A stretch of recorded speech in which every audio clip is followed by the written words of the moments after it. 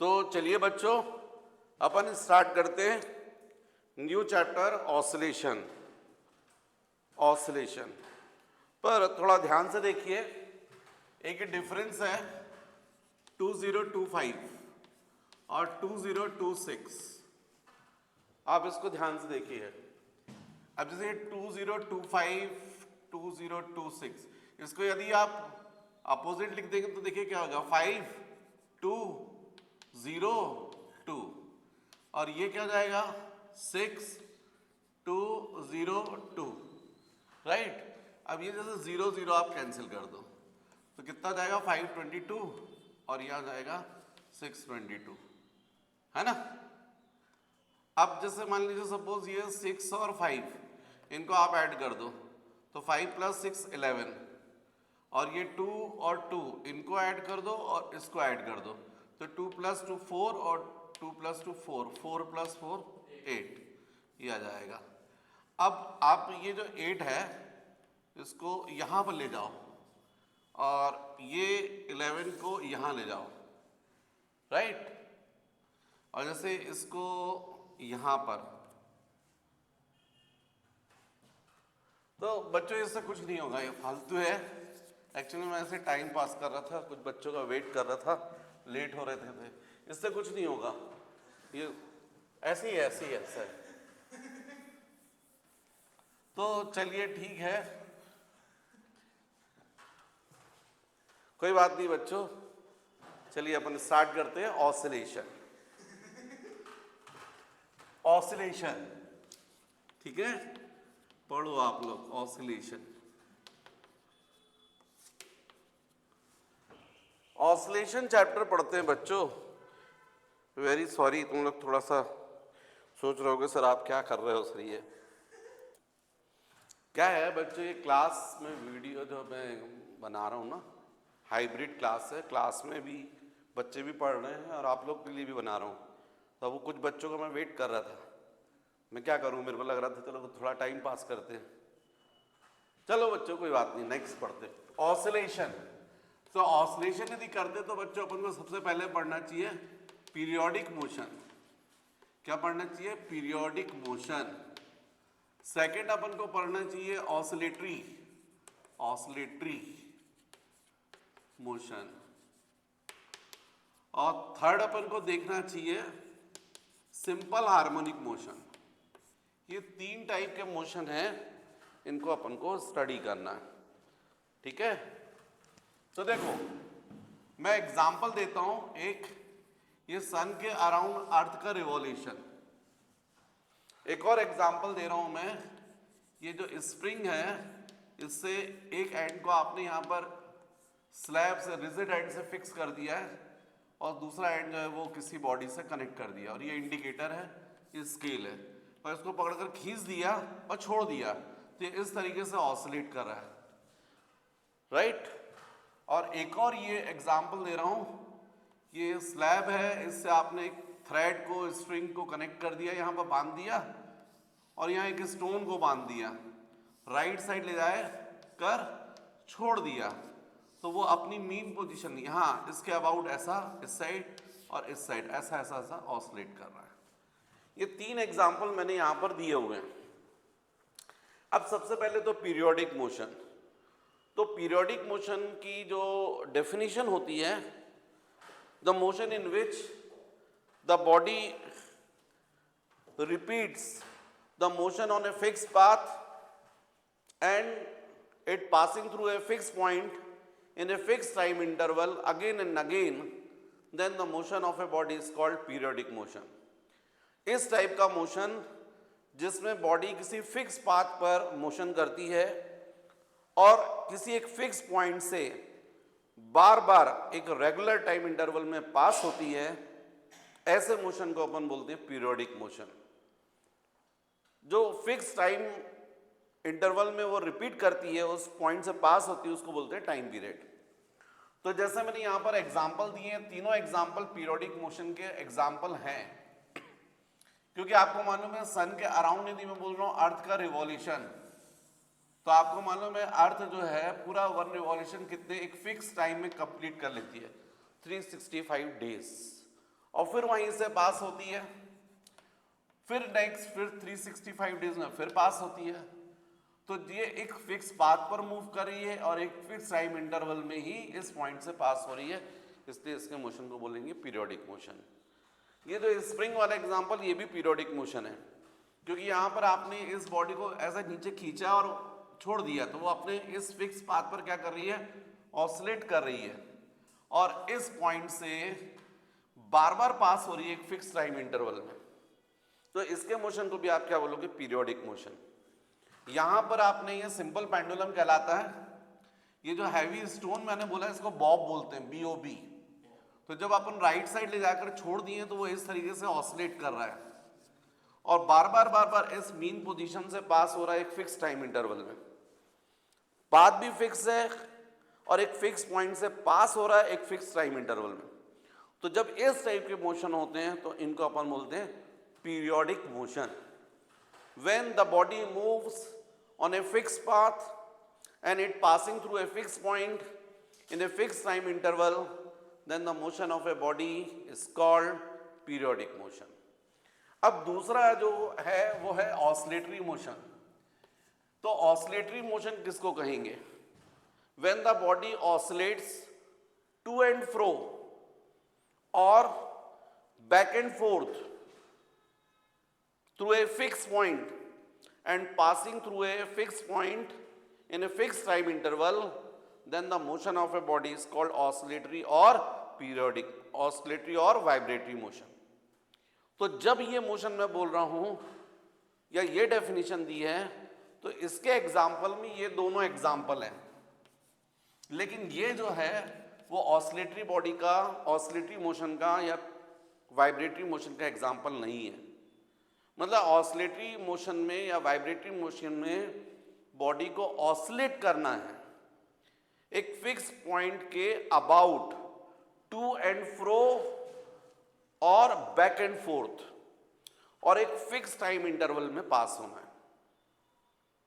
तो आप इससे समझ सकते हो कि सारे पीरियोडिक मोशन ऑसिलेटरी मोशन या वाइब्रेटरी मोशन होंगे ऐसा कंपलसरी नहीं है।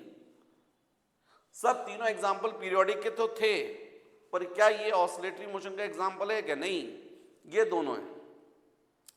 तो सारे जो एग्जाम्पल पीरियोडिक मोशन के होंगे, कोई जरूरी नहीं है कि वो ऑसिलेटरी मोशन के भी एग्जाम्पल हों या वाइब्रेटरी मोशन के। लेकिन जितने ऑसिलेटरी मोशन के एग्जाम्पल होंगे या वाइब्रेटरी मोशन के एग्जाम्पल होंगे, उनको कंपलसरी है कि उनको पीरियोडिक भी होना पड़ेगा। तो ऑसिलेटरी मोशन के एग्जाम्पल किसके एग्जाम्पल होंगे? पीरियोडिक मोशन के भी। लेकिन जरूरी नहीं कि सारे पीरियोडिक मोशन के एग्जाम्पल क्या हों? ऑसिलेटरी में। ये जो आपको दिख रहे तीनों एग्जाम्पल किसके हैं? पीरियोडिक मोशन के, पर तीनों ऑसिलेटरी मोशन के एग्जाम्पल नहीं है। मतलब कोई जरूरी नहीं कि पीरियोडिक मोशन है तो वो ऑसिलेटरी या वाइब्रेटरी भी होगा। लेकिन ये दोनों एग्जाम्पल किसके थे? ऑसिलेटरी और वाइब्रेटरी मोशन के। और यही किसके एग्जाम्पल थे? पीरियोडिक के भी थे। इसका मतलब हर ऑसिलेटरी मोशन या वाइब्रेटरी मोशन किसका एग्जाम्पल होगा? पीरियोडिक मोशन का भी एग्जाम्पल होगा। ये दोनों में डिफरेंस है। मतलब पीरियोडिक मोशन में बॉडी एक फिक्स पाथ पर मूव करती है, एक फिक्स पॉइंट से पास होती है एक फिक्स टाइम इंटरवल में। और ऑसिलेटरी और वाइब्रेटरी मोशन में फिक्स पाथ तो होता है, पर एक फिक्स पॉइंट के अबाउट टू एंड फ्रो और बैक एंड फोर्थ ही करती है, ऐसा रिवॉल्व नहीं करेगी। टू एंड फ्रो और बैक एंड फोर्थ, ऐसा। ये डिफरेंस है। थर्ड मुझे आपको बताना है सिंपल हार्मोनिक मोशन। अब थर्ड मोशन है बच्चों सिंपल हार्मोनिक मोशन। तो सिंपल हार्मोनिक मोशन की सिंपल सी 3 कंडीशंस हैं। जैसे मान लीजिए मैं पहले एग्जांपल दे दूं कि स्प्रिंग वाला जो एग्जांपल था, है ना, इसमें मैं आगे प्रूव करूंगा, आपको समझ में आएगा। और ये जो सिंपल पेंडुलम वाला था एग्जांपल, तो सिंपल हार्मोनिक मोशन की पहली कंडीशन है कि जो मोशन होना चाहिए वो ऑसिलेटरी होना चाहिए। पहली कंडीशन। जो बॉडी सिंपल हार्मोनिक मोशन करती है उसका मोशन कैसा होना चाहिए? ऑसिलेटरी होना चाहिए। अब ऑसिलेटरी होगा तो पीरियोडिक भी होगा। सेकेंड कंडीशन है जो मोशन होना चाहिए वो स्ट्रेट पाथ पर होना चाहिए, स्ट्रेट पाथ पर। इसका मतलब ये जो स्प्रिंग को जब आप खींच कर छोड़ दोगे तो ऐसा जब ये ऑसिलेट करेगा तो आप कह सकते हो इसको सिंपल हार्मोनिक मोशन, यदि सारी कंडीशन को फुलफिल करेगा तब। यहां पर भी यदि अपन बात करें तो ये जैसे अपन ने राइट साइड ले जाकर छोड़ा तो वो ऐसा ऑसिलेट कर रहा है, ये कर्व पाथ है भी, ये सिंपल हार्मोनिक मोशन नहीं है। लेकिन यदि ऐसा ऑसिलेट करता है इस तरीके से, बस इस पे ही, इतना नहीं, छोटा, इसको एंगुलर डिस्प्लेसमेंट बोलते हैं थीटा। यदि थीटा स्मॉल होगा तब लगभग ये किस पाथ पर ऑसिलेट करेगा, स्ट्रेट पाथ पर। तो इस कंडीशन में इसको बोल सकते हैं सिंपल हार्मोनिक मोशन। लेकिन सिंपल हार्मोनिक मोशन की थर्ड कंडीशन बहुत जरूरी है, वो ये है कि जो भी बॉडी ऑसिलेट करती है उसका एक्सेलरेशन डिस्प्लेसमेंट के अपोजिट होना चाहिए, डायरेक्टली प्रोपोर्शनल होना चाहिए और अपोजिट होना चाहिए। जैसे यदि बॉडी यहां नीचे आ रही है तो इसका एक्सेलरेशन ऐसा होना चाहिए, ऊपर की तरफ, मीन पोजीशन की तरफ, डिस्प्लेसमेंट के अपोजिट।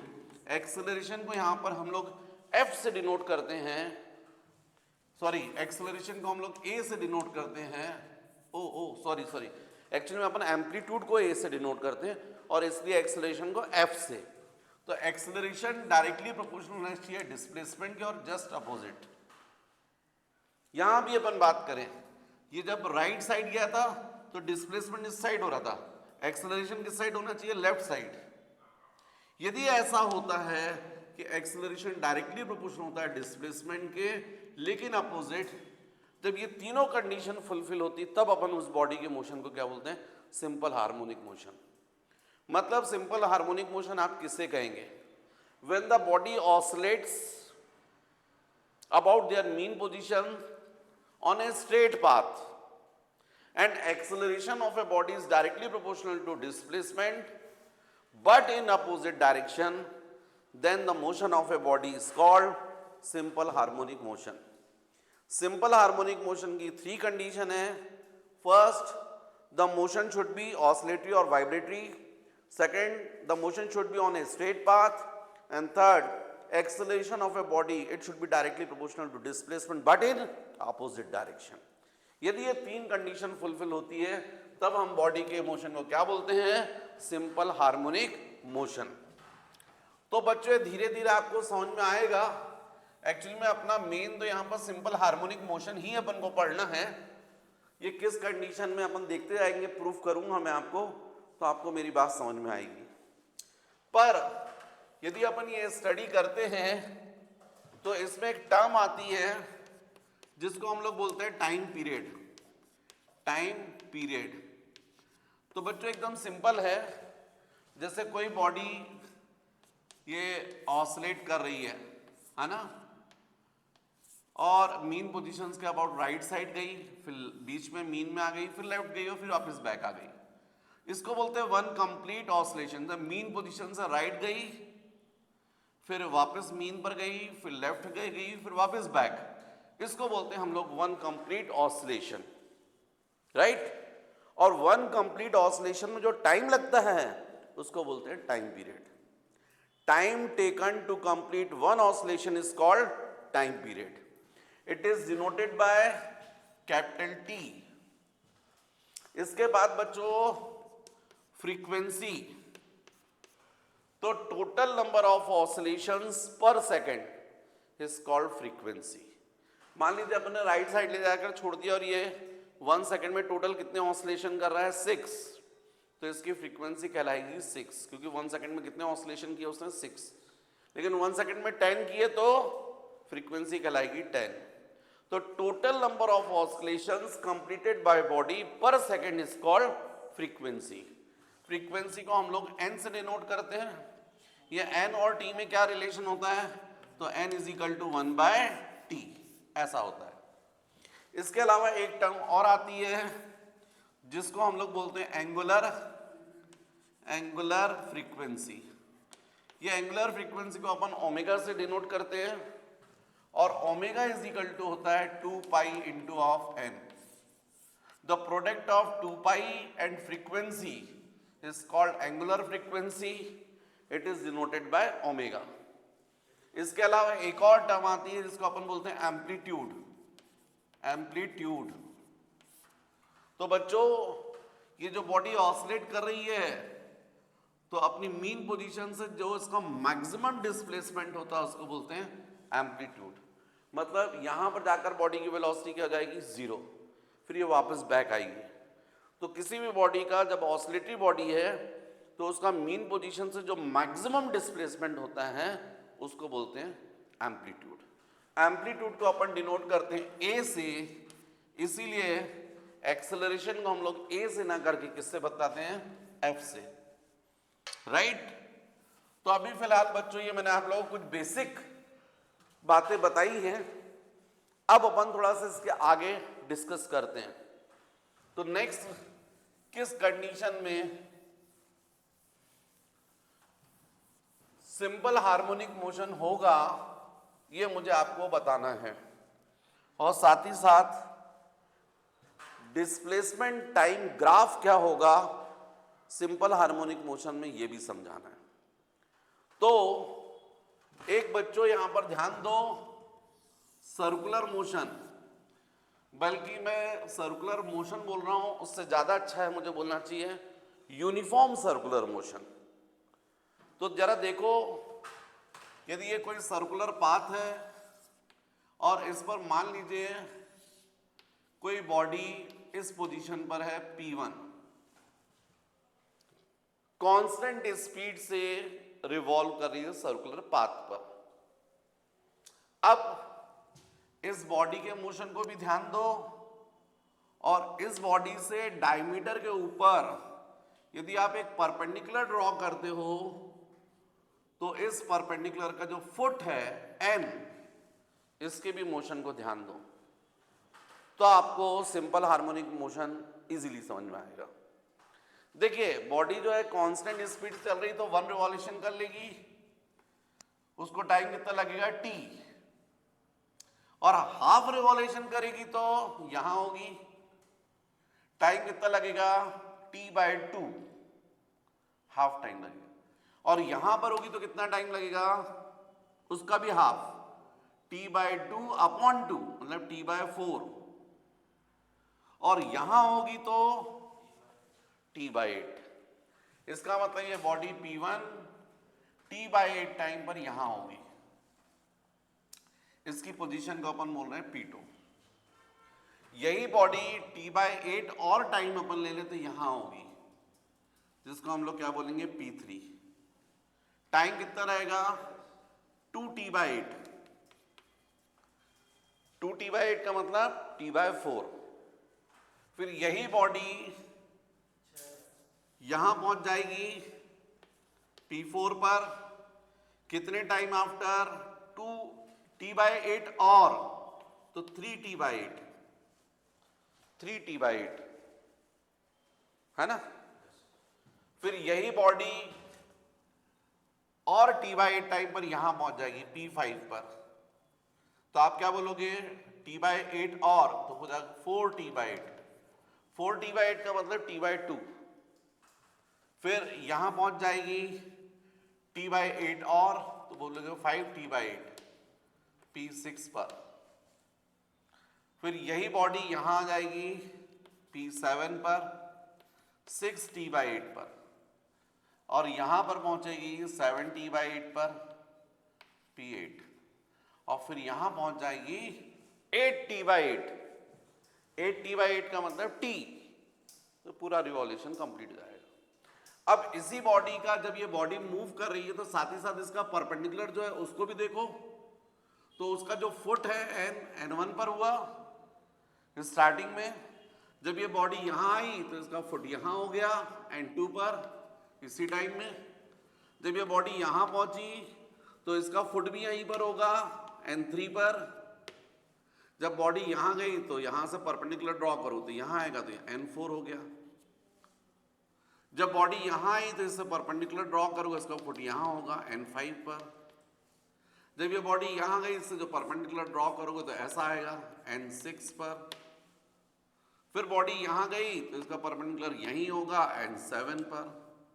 यहां से पहुंची, यहां से परपेंडिकुलर ड्रॉ करोगे तो फुट यहां होगा N7 पर, और जब बॉडी यहां गई तो इससे जो परपेंडिकुलर ड्रॉ करोगे तो फुट की पोजीशन वही होगी, राइट।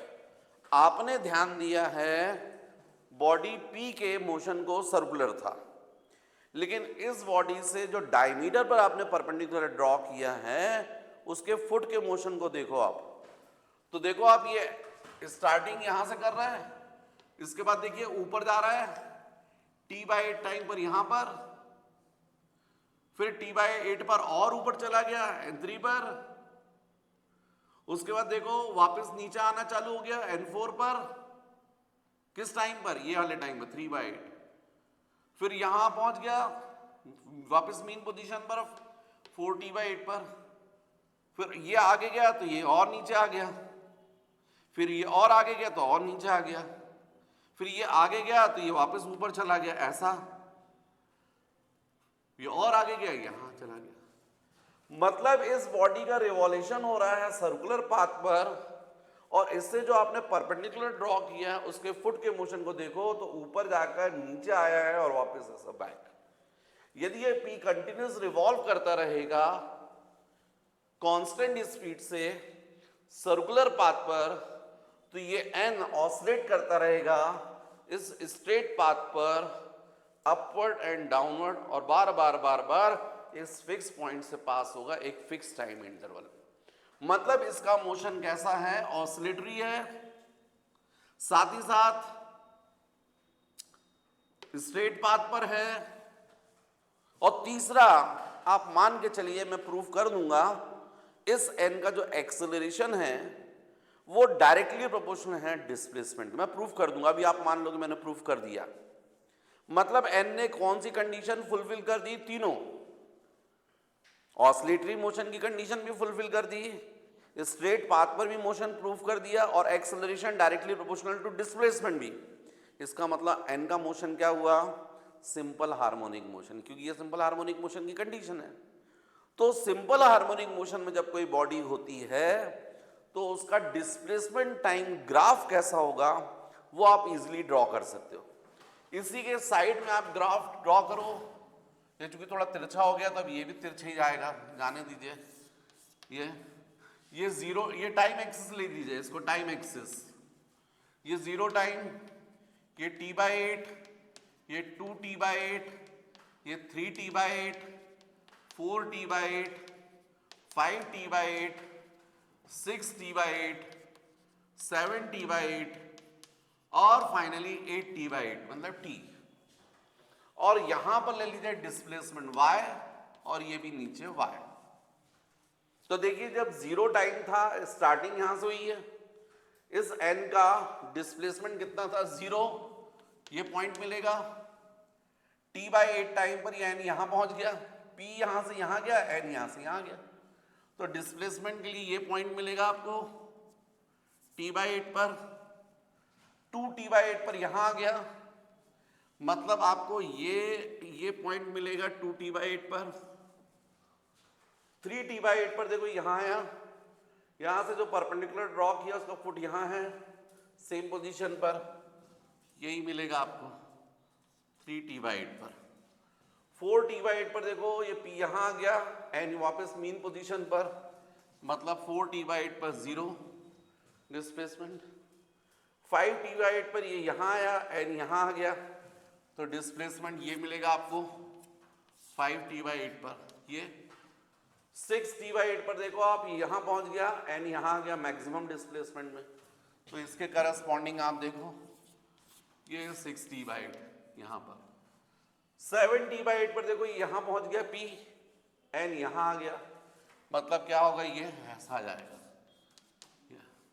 और 8T/8 पर वापस मीन पोजीशन पर, वापस मीन पोजीशन पर। तो आपको ये पॉइंट्स मिले, इन पॉइंट्स को ज्वाइन करोगे तो ऐसा ग्राफ आ जाएगा।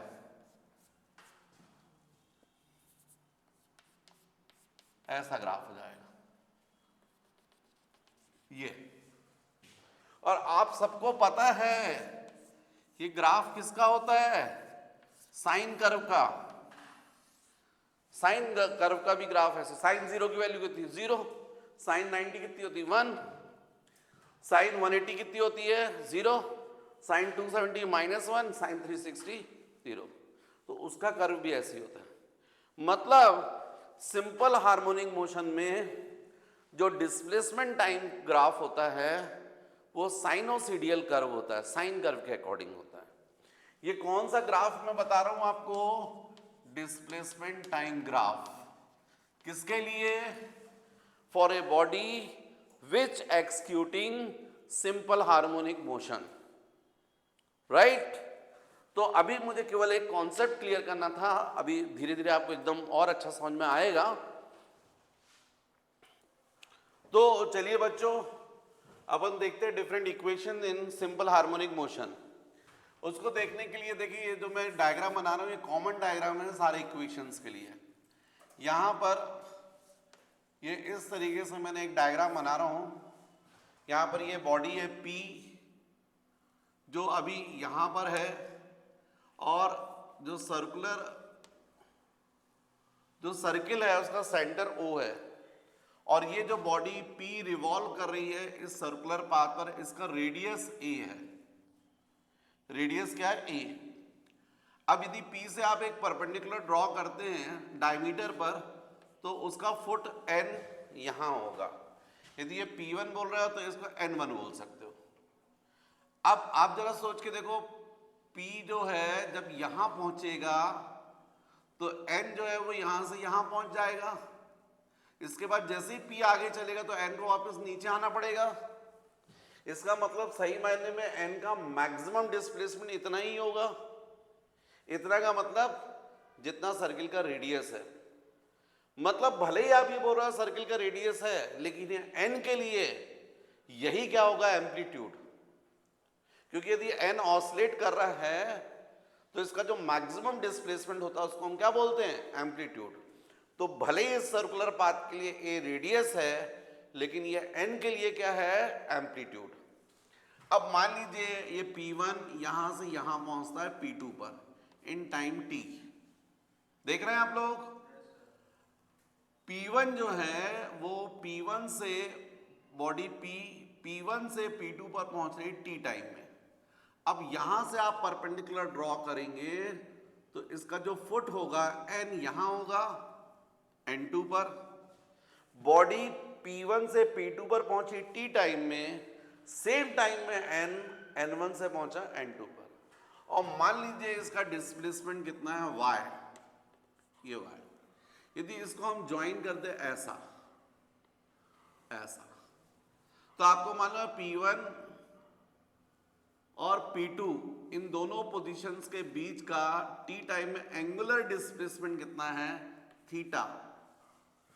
एंगुलर डिस्प्लेसमेंट मतलब ये यहां से यहां गई तो कितना एंगल फॉर्म कर रही, तो ये थीटा है, तो स्वाभाविक ये भी थीटा होगा।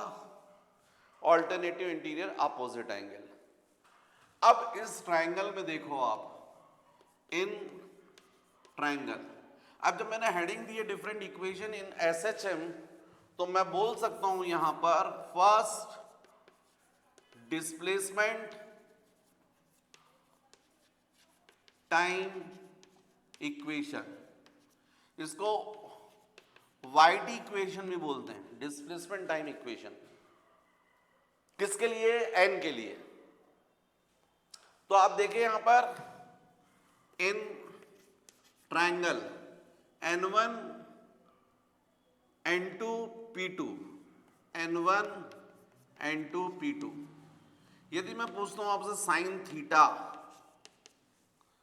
तो आप बोलेंगे परपेंडिकुलर अपॉन हाइपोटेनियस।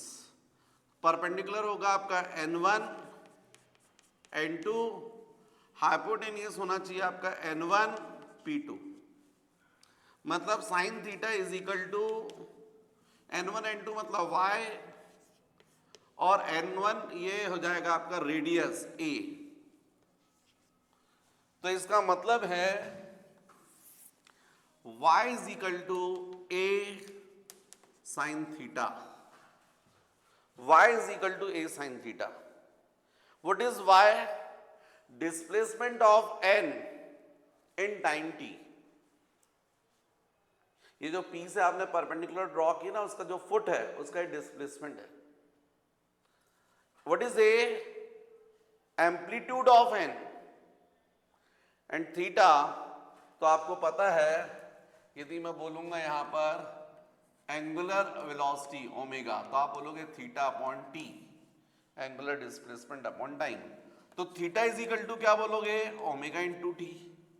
यहां सब्स्टिट्यूट कर दीजिए, y is equal to A sine omega T. इस इक्वेशन की हेल्प से आप इस n का डिफरेंट टाइम पर क्या फाइंड कर सकते हो, डिस्प्लेसमेंट।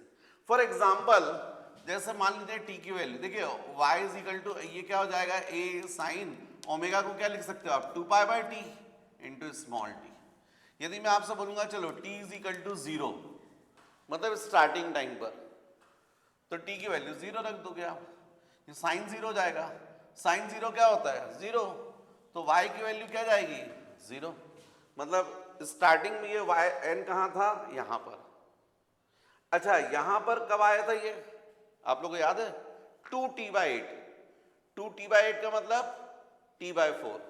यदि इसमें t/4 रखते अपन, small t is equal to t/4, तो देखो आप रखकर यहां पर क्या जाएगा, y is equal to a sine 2π/t into t/4, t cancel, ये भी कैंसिल, तो y is equal to a sine π/2।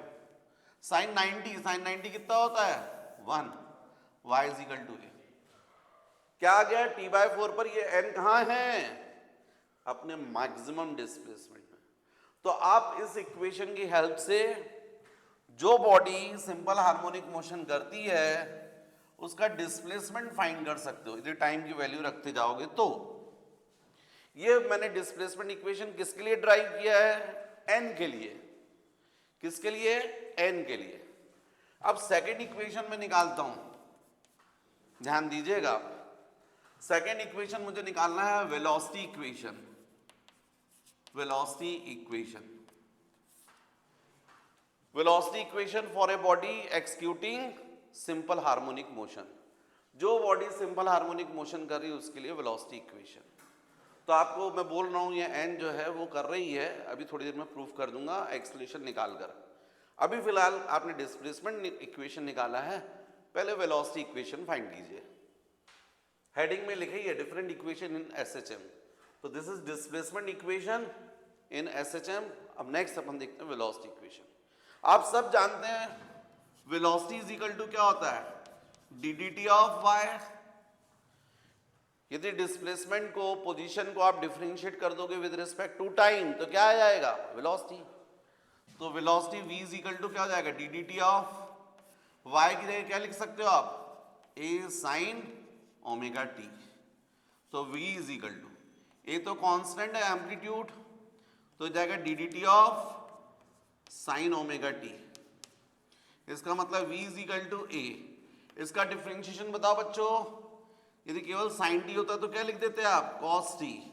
लेकिन अभी फिलहाल तो ओमेगा t है तो पूरा पूरा करोगे cos ओमेगा t, लेकिन फिर ओमेगा t का भी डिफरेंशिएशन करोगे तो कितना जाएगा, ओमेगा।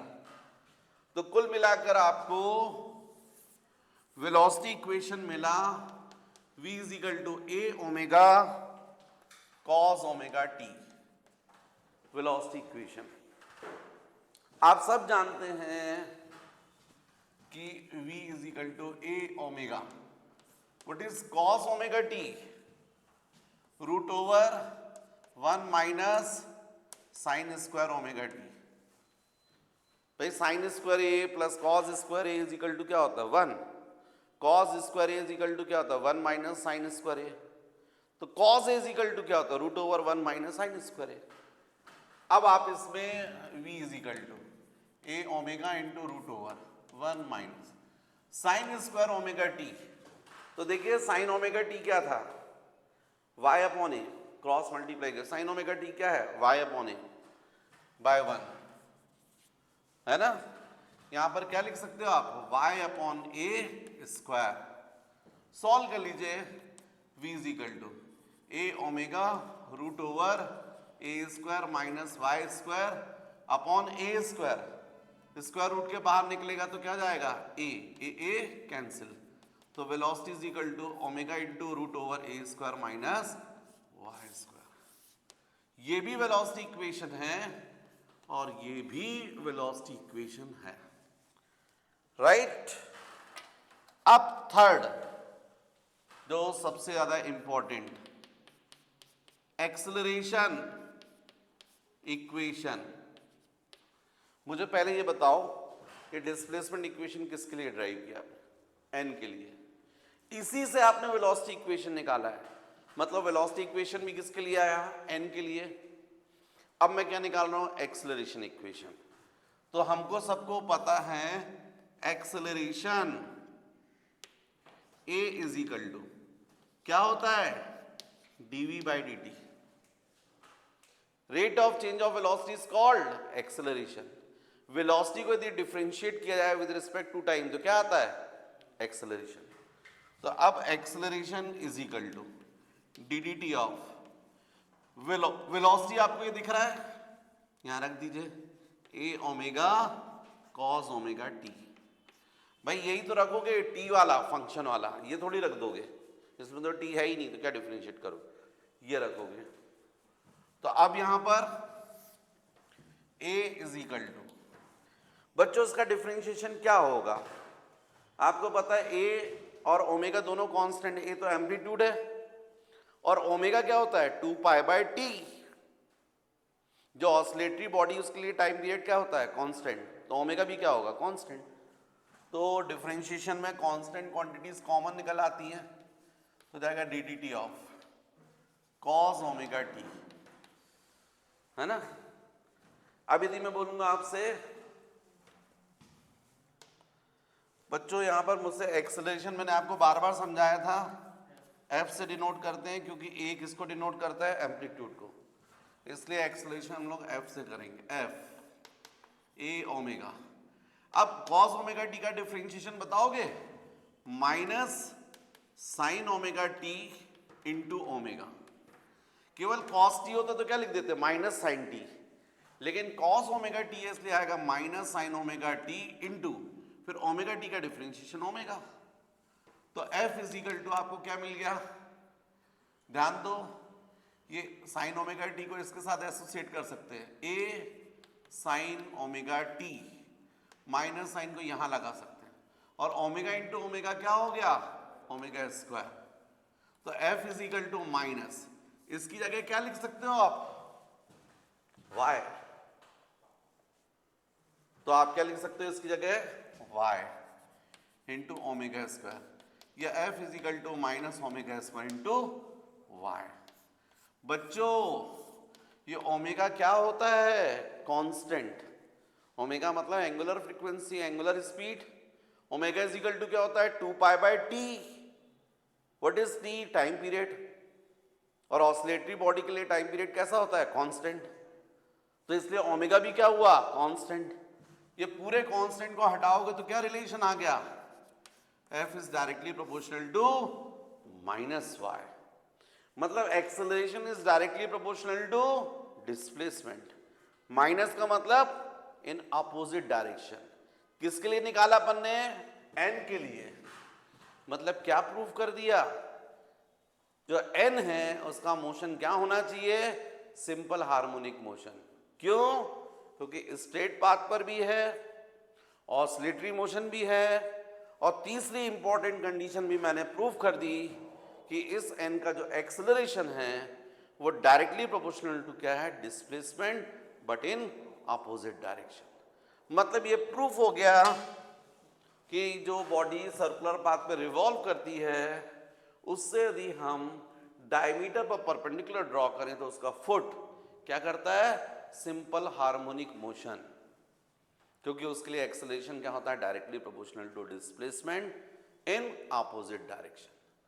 तो जब ये प्रूफ हो गया, इसका मतलब ये है कि सारी बॉडीज जो सिंपल हार्मोनिक मोशन करती हैं उनके लिए डिस्प्लेसमेंट इक्वेशन क्या होना चाहिए? y is equal to a sine omega T. सारी ऐसी बॉडी जो सिंपल हार्मोनिक मोशन करती हैं उनके लिए वेलोसिटी इक्वेशन क्या होना चाहिए? a omega cos omega T या फिर v is equal to omega into root over A square minus Y square. ऐसी सारी बॉडीज के लिए एक्सेलरेशन इक्वेशन क्या होना चाहिए? f is equal to minus omega square into Y, right. तो अभी जल्दी से आप इतना कॉपी कर लो